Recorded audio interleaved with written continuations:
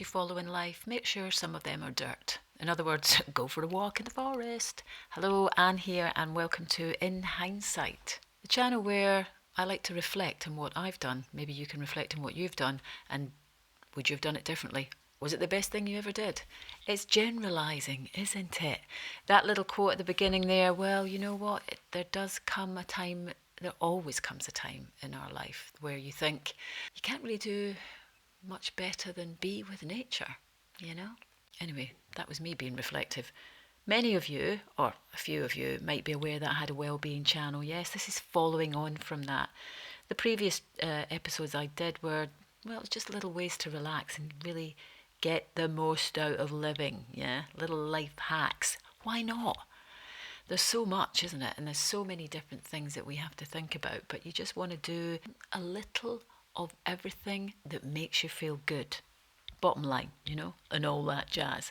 In other words, don't waste it. We don't have time to waste. You don't have time to waste to worry. And if this can help, my previous channel was just to maybe try and take that time to think about meditating. When I say meditating, as some of you know, again, is only 10 minutes to reflect, 10 minutes to stop. And that's what I want to do here in this In Hindsight. I think the main thing is keeping the communication going, isn't it? Things can get really silly in life, sad, bad, and all that. And that's just the way. So exploring our thoughts, maybe together with someone, and just maybe highlighting certain things, I find for me helps a great deal. Right, so shall we begin? Let's talk. Let's talk over a coffee or a tea. Get yourself comfy, that is for sure. Actually, have I got one? Oh, yeah, hang on. Oh, right, settled. Well, I was going through some little journals. I mean, I've done this in 1999. That was the date on it. I can't believe that, actually. And the entry I put was, yeah, great, I'll come round for a glass of the old plonk, lovey. Obviously, I must have used the term lovey in that day. Yeah, well, being a bit of a thespian in those days. Still am, actually. But there's more news. So what I was saying then, looking back on some of these, do you ever have journals? Or maybe little books that you've written a small entry in? Probably just like a couple of paragraphs. And you thought, obviously I had to note that down for some reason. You read it back and you think, maybe I was having an issue with someone there. But going back to that little entry, 1999. I remember Prince singing that now. And I've written then, I always say those kind of words. Contrary to that, I never make it there. In other words, I never go round for that glass of wine. I never go round for the plonk. I never get round to it. It's almost like it was a parting statement I normally used as I walked away from someone, having bumped into them in the wine aisle or the toothpaste aisle, whatever suited that day. And in, wherever, Asda, Tesco. Doubtless, I hadn't seen them since, well, at that time would have been 1978. My God. But, then you'd walk away. You would say, yeah, I'll see you later. It'd be great to see you. Let's catch up.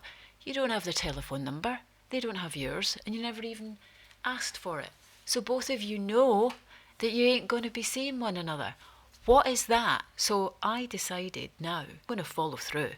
I am going to follow through because, in hindsight, I don't know what I've missed. I've missed so many different meetings with people. You must reflect on that yourself and go, I wonder how such and such is doing. Nah, it's got to stop. Mind you, in reflection, they may have only invited me knowing that I was going to say no, or knowing I would say yes with no intention to come along. Oh, I don't like that thought either. I really should start taking up these people on their invite then, even just to check them out. Then, no, that would be paranoid, wouldn't it? That would be completely paranoid, so I can't start all that. It takes me long enough to get round the bloody shops, never mind trying to consider what I'm doing psychologically. But really, that's what everybody's telling us to do now. To maybe just stop and think. If you haven't got anything to say, don't just try and say anything. Ooh, resistance to the unknown part of the psyche.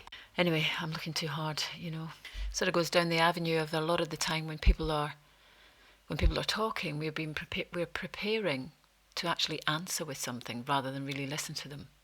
I heard that, and I just thought, God, it's so bloody true, isn't it? But then that's nature, isn't it? It's nature as well to sort of, that's communication, so that you're making that person feel comfortable. You're replying to them, blah, blah, blah. But then it becomes sort of almost like a robotic thing to do, where we really are not listening to the content of what somebody's saying. And I learned all that as well when I was taking my acting and performance study, when we were doing finding presence on stage. When you find presence, you're present with yourself, so you become more comfortable with the character you want to portray as authentic. To find presence on stage is where you're finding your thoughts as that character, so that you're explaining yourself truthfully as that person. So, take that, love, and put it into your own life, is what I thought to myself. Take it into your life, Anne. And that means you are being what everyone likes to talk about now, is not only vulnerable to a degree, but also authentic. Authentic. I am attracted to things when I read about how to be authentic. We all are. And why is that? Because we probably think that we're not quite authentic. But having said that, sometimes we don't really understand what we're feeling to be authentic. Does that make sense? Everything's a paradox, really, isn't it? But we are being honest. There are restrictions, We're talking about, we've got to keep a level of politeness, You don't start saying certain things to certain people. In hindsight, I might have done that, and I reflect and think, oh, I shouldn't have did that. Shouldn't have said that to that person. Oh, that was the worst bloody thing I ever did. You know why? Lost my job. But, there's extremes. There is extremes. And even when I kind of look back, it's sort of dated now. Certain things that I've written, even in these little journals, compared to the lifestyle that we have now. Well, certainly on the surface of it. But you maturing. Is there any more to be had in life? Is certain things that we ask ourselves. Sometimes, I think turning points were at the age of 27 and 35. I was pregnant at 35. I was pregnant at 24 and 25. No, 24 and 35. So a 10 years difference between my kids. But all the time there's sort of little milestones, isn't there, depending on what you're doing in life. When I was 40, I didn't really think too much of it. Didn't really celebrate that. Then in my 40s, I think I was settling down. Things were settling down. 50?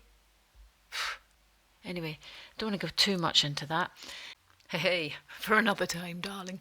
In hindsight, let's think this. I mean, if I go back to my grandmother's day, she wouldn't really have the time to do that. They probably did do that down the steamy and what have you. But I mean, most of the time she'd be scrubbing with her bare hands up and down the boards of that scrubbing board, knuckles red, and then lifting it all out with wooden tongs, the steam blasting into her face. Poor Gran. Never a word of complaint. There was no snowflake. The only snowflakes you had in those days was a really bad winter in Glasgow, that's for sure. But before that, they shared their washrooms, didn't they? They were called steamies.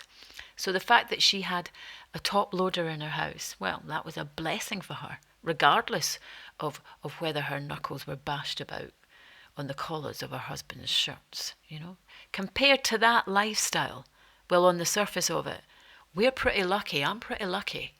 I'm lucky to be even talking about this and not having to go and then do the same as she did. All of these things, I have to say, that's not quite my hindsight, but in reflection, we're doing okay. And sometimes then, because we are, and maybe we're a little bit idle, we start to look for problems, man. Start to look for them. I found myself doing it, and that's why I ain't doing it anymore. So I'm doing this instead. Don't get me wrong, I do work. 3 days a week it is. But I'm 60 now. I landed that 3-day job, which is pretty good. I do like it, and it is in the theatre. I wouldn't want to change it, but I would like to do more now that I'm older. But the thing is, You get a certain age, do people still want you? Well, if they don't, they should, because we got a lot to give. We got a lot to give in more ways than one. Just to add before I move on there, the next entry I've got is, oh, all of a sudden, I'm 40. I've been through 3 relationships and quite a few jobs. Well, sorry, all of a sudden I'm 60 now and I've been through 5 relationships and a lot more jobs. Yeah, and I had some dreams.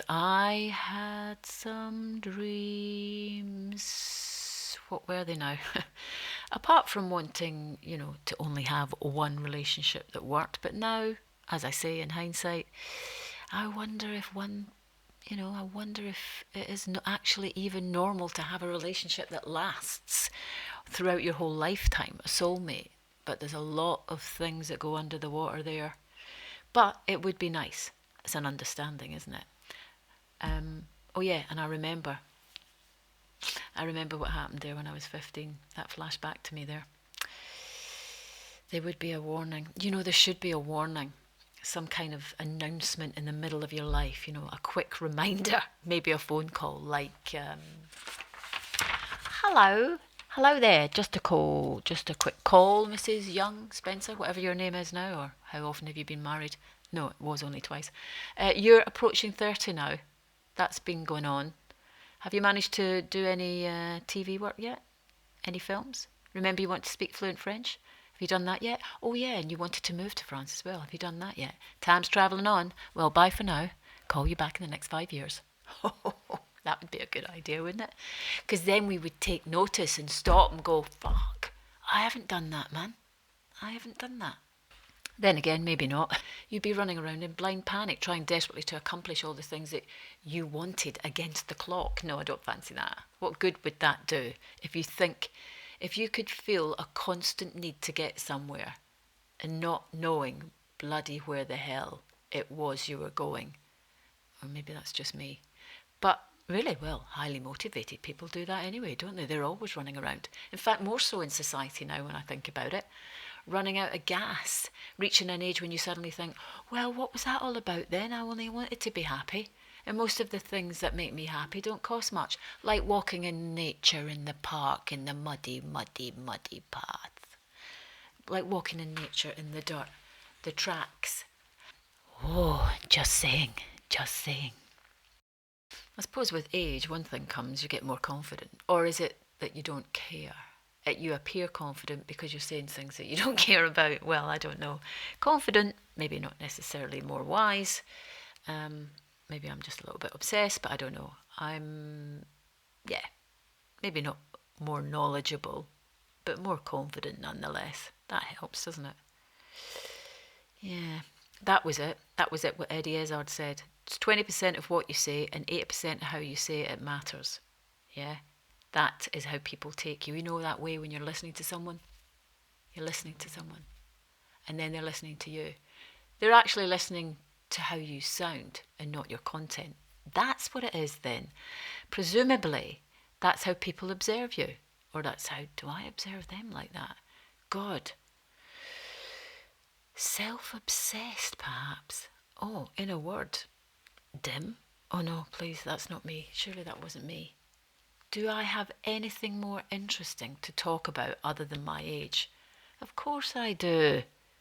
I just need to think about it. Okay? Right, take a breath and take a sip of coffee. Without slurping. Anyway, what was I going to say? Yeah, life now is completely different, what with technology, compared to the 90s. I mean, I didn't even have a phone then, did I? Might be a tiny little thing. Or a massive big thing, covered your ear. Yeah. No, I must admit, I don't think we were so constantly connected kind of thing. Not constantly. Well, let's face it. We catch up with people on our phone, so we don't. That's one good thing that we don't let go of friendships because we can communicate periodically through social media. But in those days, you'd meet someone and bump into them in the street or a shop. That was your medium. That was your medium of catching up with what's going on. I mean, or gossip. I mean, you called it gossip, but I suppose social media is the biggest load of gossip that you will ever see. And that's why you've got to watch what you take in, because it might not be real. Darling, it might not be real. That's like somebody saying to you, in the 70s, oh, did you hear about that person down the road, what she slept with wee Hector the other day? No, that might not be true, because, oh, did she? Well, I thought Hector was her husband. Oh, I didn't realise they married. God, yeah, back then I even had the odd cigarette. Right, reflecting too much. Anyway, I did start back at theatre after my son was born, because it's something I always loved to do, amateur theatre, of course. Subsequently, fast forward at 53, I decided to leave my work and then go back to study it. Well, at least eventually I did it. To wait till I was 80 was just a bit too. You didn't really want that. Mind you, Maggie Smith. I'm still hopeful that Maggie Smith will be needing replaced in some way. No offence to Maggie or Dame Judi Dench, but if you need somebody mature, here I am, baby. Signed, sealed, delivered. Couldn't help it. Couldn't help it. What's in that coffee? Shit. Studying theatre and performance, though, acting, I just loved it. I'm so glad that I did it. It was the greatest 4 years, the experience that it gave me. I might not have become an actor, not yet, but I'm involved, and it's really opened my life up as well in terms of the way in which I feel. The confidence thing, most definitely that. One thing it taught me is everything is scary until you do it. Absolutely. Because you just continue to think of a scenario that's not going to work for you, or something that will go wrong, or the thing that we always think, which is, I'm not going to be good enough, or something will come up that I won't be able to handle. I mean, that's just the whole thing, isn't it? That's what life's about. I can say that now I'm older, but definitely doing that course, it just really, well, it boosted my whole experience of life. How's about that then? I said it, and I mean it. I really think it helped me to become more motivated as well, because motivation isn't something that just comes to you. Absolutely, it doesn't. Especially when I was younger, it's learned, isn't it? It's a learned habit that can sometimes be difficult to achieve. So whether you want to improve what you're doing, your career, anything in life, family, or even starting a project or whatever, creating anything, maintaining motivation is such a valuable skill in all areas of life. And through that course that I did, that definitely helped me understand that, so that I didn't become stuck in a rut. It was a daily boost, because the course started with an exercise of 20 minutes, exercising breath, physical exercise, and breathing, and chanting, anything, just using your voice, all of those things. That motivates you and spurs you on for the next thing that you have to do. In our case, it was when we're going to go on stage and rehearse our lines and try to become, as I've always said, to become present. It reminds us what we're doing, really. I was reminded that I was human. It's for sure, you're going to have doubts and issues and various crises that come up day to day, and then inevitably they will come. But we have to know, you have to believe that you have the power to turn all of those situations into opportunities. All of them. And that's what Kobe Bryant, I always remember what Kobe Bryant said. Things can get negative. There could be challenges and lots of difficult times in life. But when that happens, that is the very time that you should rise. You should rise as an individual. And sometimes we only need this perspective, along with some little practical tips, like I keep saying, practical tips, to make us feel better and move forward. Just thought I'd end with that note. Also, if that sounds like something you're really interested in, with this little episode, then I'm going to handpick a few different motivational ideas for the next podcast. For the next episode, I should say. So in hindsight, that is all in hindsight, everything that I've done so far. Well, not everything. It's a long way to go, hopefully. And there's a few things I've missed out. Well, more will be revealed. But thank you for listening, and please join me the next time. And if you follow, share, and subscribe, that would be fantastic. Whatever you're doing, guys, enjoy it.